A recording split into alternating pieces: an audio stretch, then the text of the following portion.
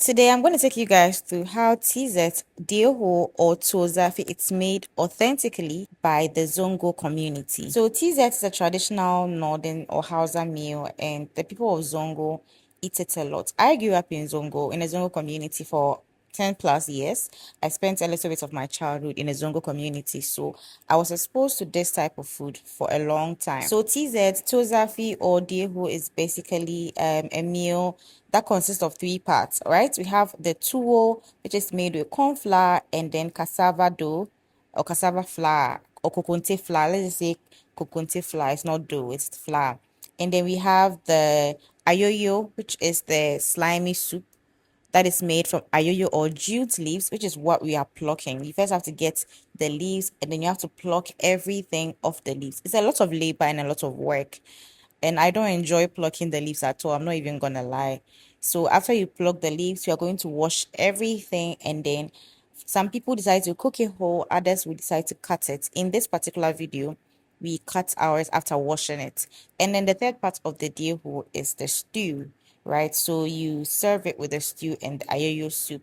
And so that is exactly what we're going to be doing in this video. In this video, they are going to show you how they authentically make it in the Zongo community. So let's get into it. So we're going to start with our stew. For our stew, we're going to cook our meats or our protein. So we have some beef, the intestines of a cow, and then we're going to add some ginger, garlic, onion, and then seasoning to it. And then a little bit of water, add some salt, and cover it to cook. This is a very important step because the stock from the meat and the meat itself is going to be added to the stew, and that adds a lot of flavor to it. As you can see, the women are also setting up the fire for the ayoyo soup and then the TZ itself, the tuwo itself. Also, I think there's a lot of discussion going on about, Ghana, the peace that exists in Ghana, the unity between Muslims and Christians in Ghana. And as someone who grew up seeing it, you can see the unity between these women. These were the women that I grew up with. They were my mother's, right? And as I said, I grew up in a Zongo community, and when it was Christmas, we all celebrated Christmas. When it was Edo, Ada, Edo Feto, we all celebrated it together, and the unity has just been amazing.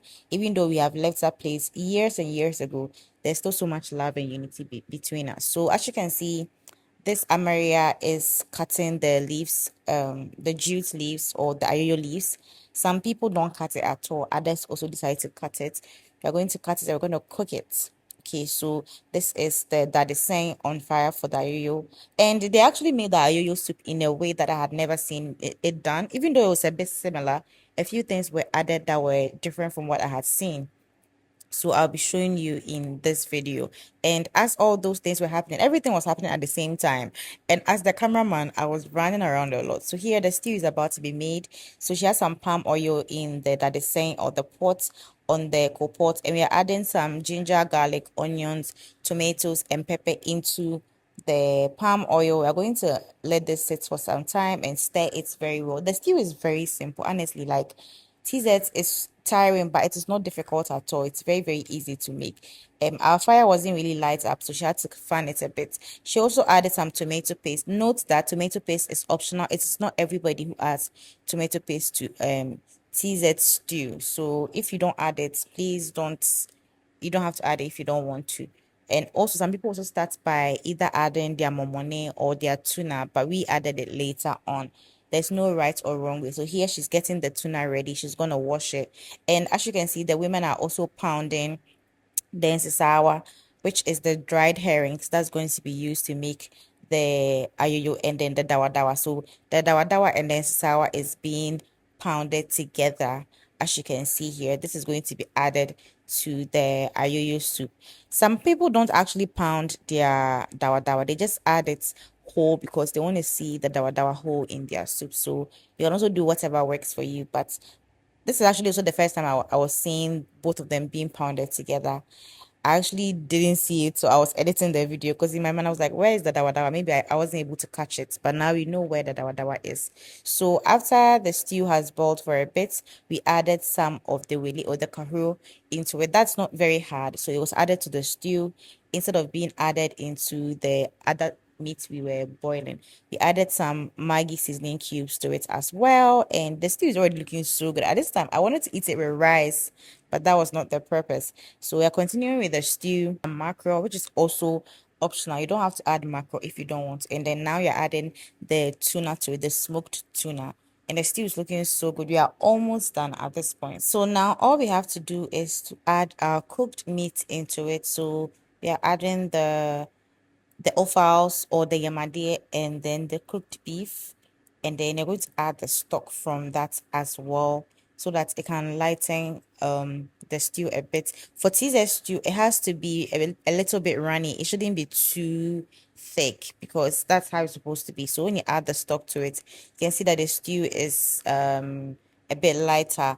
And yes, you can see that there's a lot of oil on it, but the oil was drained after making the stew. Okay, so now you're going to get into making our ayoyo soup. Like I said, this was a bit different from what I had seen. So they started by adding some tuna, and this is the grounded or the pounded dawa dawa and then insisawa or dried herrings, and then even added some pepper and then onions.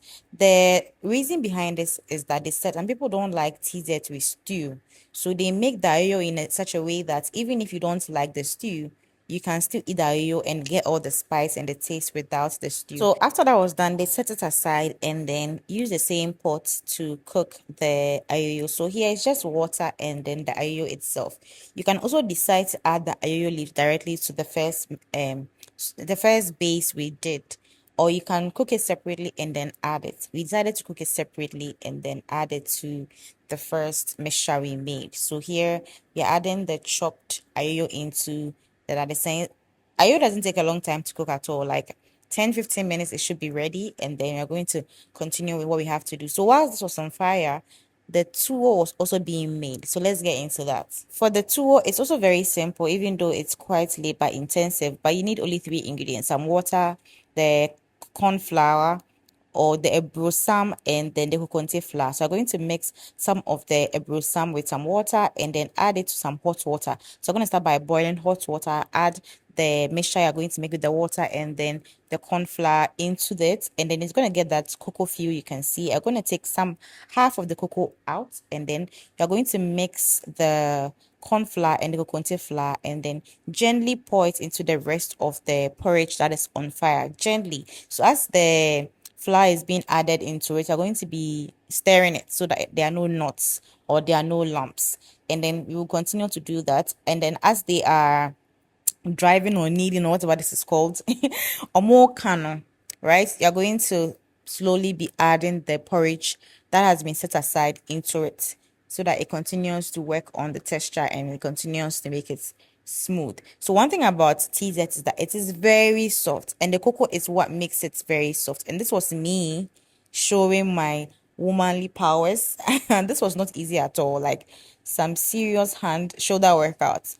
Yeah, so that is basically what we are doing. I'm going to keep adding the porridge slowly, slowly, slowly till we get the texture we want, and then it is done.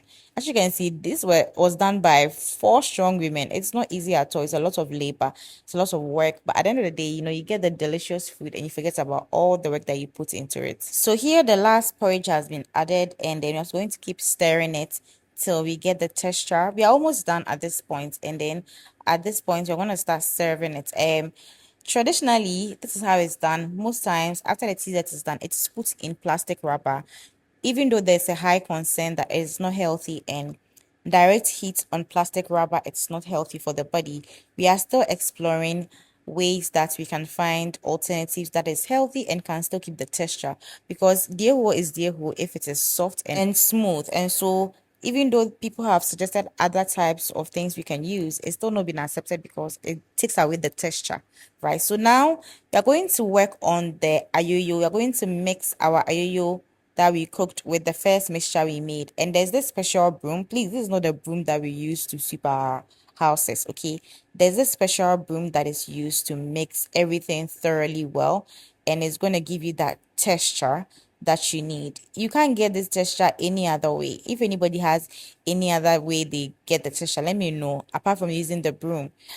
So after that, everything is done. You can see that it looks very good. We are about to serve. Our soup is ready, our stew is ready, our tuwo is ready, and this is how deer is supposed to look like after it's done. Everybody enjoyed it so much.